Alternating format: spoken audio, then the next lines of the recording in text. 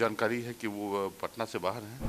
कोई नाराजगी नहीं है, हमारे सभी शीर्ष नेतृत्व एक साथ खड़े हैं।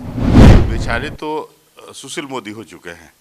जब तक हम लोग उनके साथ थे या बीजेपी हमारे साथ थी, हम लोगों ने उनको तो महत्वपूर्ण स्थान भी दिया। सभी पूरे दल की का स्वाभाविक लगाव उनसे है और हम लोग सभी उनसे सिंपैथी भी रखते हैं। नमस्कार, एक न्यूज़ 24 देख रहे हैं आप और मैं हूं आपके साथ अविनाश। इस वक्त हमारे साथ जदयू के प्रवक्ता परिमल कुमार हैं। जिस तरीके से आज पोस्टर जारी किया गया है इनकम टैक्स चौराहे पे, तमाम जदयू आज मूर्ति का अनावरण किया गया है महाराणा प्रताप का। मुख्यमंत्री भी मौजूद रहे, तेजस्वी यादव भी मौजूद रहे, लेकिन और जदयू के तमाम बड़े नेता मौजूद रहे उसमें, लेकिन उपेंद्र कुशवाहा जी नहीं है। कैसे देख रहे हैं, आखिर उपेंद्र जी नहीं है? नहीं, मुझे तो जानकारी है कि वो पटना से बाहर हैं, तो इस कारण आप लोग उपेंद्र जी को बुलाए नहीं क्या? निश्चित रूप से बुलाया गया होगा। नहीं, कहाँ प्रश्न कहाँ उठता है? उपेंद्र कुशवाहा तो नहीं है पूरे, निश्चित रूप से बुलाया गया होगा और उनकी उपस्थिति हो सकता है कि वो आउट ऑफ बिहार होंगे, तो इसलिए वो नहीं आए। नहीं बुलाने का कहाँ प्रश्न है? उपेंद्र कुशवाहा से कहीं नाराजगी तो नहीं चल रही है जदयू वालों की? कोई नाराजगी नहीं है, हमारे सभी शीर्ष नेतृत्व एक साथ खड़े हैं, है ना, चट्टानी एकता के साथ खड़े हैं। नाराजगी का कहाँ प्रश्न है? वो सम्मानित नेता हैं, संसदीय दल बोर्ड के अध्यक्ष भी हैं।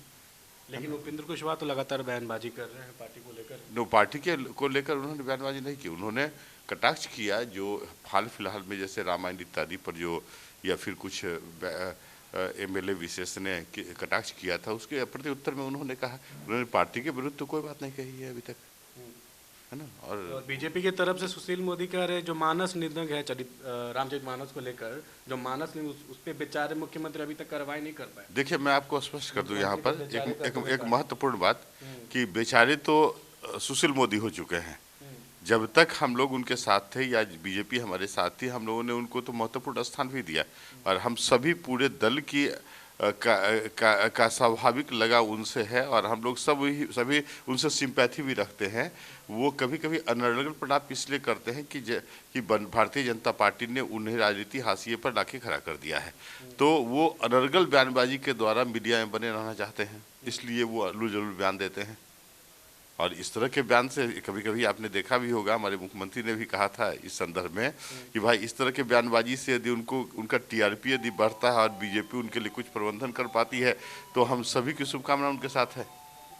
लेकिन कहीं ना कहीं जदयू भी चाह रही थी कि चंद्रशेखर सिंह पे कार्रवाई हो, अभी तक कोई कार्रवाई हुआ नहीं। देखिए, सैद्धांतिक रूप से हम अपने नीति और विचारधाराओं को स्पष्ट कर दे कि जनता दल यूनाइटेड कभी धर्म और जाति की राजनीति नहीं करती। हमारी जो मौलिक विचारधारा है कि जो संविधान में वर्णित धर्मनिरपेक्षता है, सर्वधर्म समभाव, सभी धर्मों के प्रति समान आस्था, सभी धार्मिक ग्रंथों के प्रति सम्मान, यही हमारे नेता आदरणीय नेता नीतीश कुमार के सुशासन का आधार रहा है। तो हम लोग धर्म की बात करते भी नहीं और यही कारण है कि जब शिक्षा मंत्री ने किसी धार्मिक ग्रंथ के बारे में जो वक्तव्य दिया, हम लोगों ने उनकी भर्त्सना की। हमने कहा कि नहीं, ये स्टैंड तो जनता दल यूनाइटेड का कभी नहीं हो सकता, क्योंकि हम लोग तो समतामूलक समाज की स्थापना की बात करते हैं। हम लोग की घोर आस्था धर्मनिरपेक्षता में है, तो प्रश्न कहाँ उठता है उनके बयान का समर्थन किया जाना। और आरजेडी कोटे से एक विधायक है सुधाकर सिंह, माननीय मुख्यमंत्री पर हमेशा टिप्पणी देते हैं, सवाल खड़ा करते हैं। अब तो उनको सो कॉल्ड नोटिस मिल गया राजद की तरफ से। निश्चित रूप से वो तो एक्चुअली देखिए, बतला दे आपको कि सुधाकर सिंह आरजेडी के एमएलए हैं, तो ऐसी स्थिति में उनकी आस्था मैं जैसा समझता हूं आरजेडी के शीर्ष नेतृत्व में होनी चाहिए। और शीर्ष नेतृत्व ने स्पष्ट कहा था अपने जो दिल्ली की उनकी कार्यकारिणी खुला अधिवेशन जो हुआ था कि महागठबंधन या उसके किसी नेता के बारे में मंतव्य जो देंगे वो चाहे तो राजद सुप्रीमो आदरणीय लालू प्रसाद जी देंगे या तेजस्वी यादव जी देंगे, यही दोनों ऑथराइज्ड हैं। तो ऐसी स्थिति में किसी दूसरे के द्वारा प्रश्न उठाया जाना गवर्नेंस पर या किसी भी मुद्दे पर, यह इसको हम लोग नोटिस नहीं लेते। और ये जो कारण बताओ नोटिस दिया गया है 15 दिन का, तो केवल नोटिस है कि कुछ कार्रवाई भी होगा? नहीं, वो तो आरजेडी का इंटरनल मामला है ना। हम लोग तो जनता दल यूनाइटेड के प्रवक्ता है, तो जनता दल यूनाइटेड के संदर्भ में, कोई अनुशासन के संदर्भ में, कोई विचारधारा के संदर्भ में, नीतियों के संदर्भ में प्रश्न पूछना है पूछे, वो तो आरजेडी का।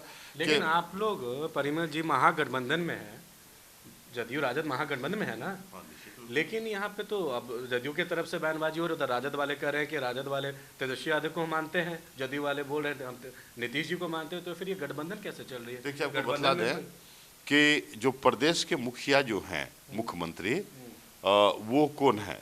आदरणीय नीतीश कुमार जी हैं। और संविधान के अनुरूप आपको बतला दें कि जो काउंसिल ऑफ मिनिस्टर का हेड मुख्यमंत्री होता है, तो स्पष्ट है कि हमारे आदरणीय नेता नीतीश कुमार ही मंत्रिमंडल के मंत्रिपरिषद के का नेतृत्व कर रहे हैं। जहां तक तेजस्वी यादव का प्रश्न है, वो निश्चित रूप से आरजेडी के लीडर हैं, उनके वो नेता हैं, तो आरजेडी में शामिल जो व्यक्ति हैं वो उनको नेता मानते हैं। लेकिन जहां तक सरकार के मुखिया का प्रश्न है, तो वो तो स्वाभाविक है, संवैधानिक प्रावधान भी है और संविधान के अनुरूप भी आप देखते हैं कि भाई कोई व्यक्ति यदि इस तरह का अनर्गल प्रलाप कर रहा होगा, बयानबाजी दे रहा होगा, तो उनको संविधान के संदर्भ में कोई भी जानकारी नहीं होगी, मैं ऐसा समझता हूँ।